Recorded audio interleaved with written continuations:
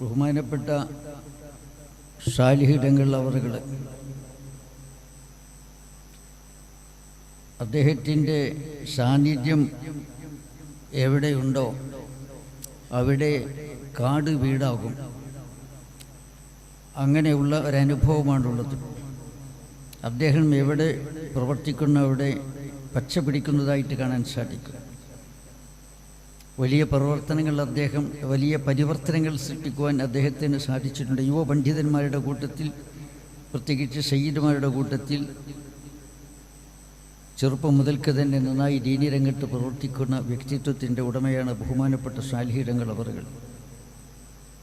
അതുകൊണ്ട് തന്നെ കുന്നിൻ പ്രദേശവും കാടുവെട്ടി തെളിച്ച് ഒരുപാട് കേന്ദ്രമാക്കിയിരിക്കുകയാണ്, ആത്മീയ കേന്ദ്രമാക്കിയിരിക്കുകയാണ്. അൽഹംദുലില്ലാഹ്.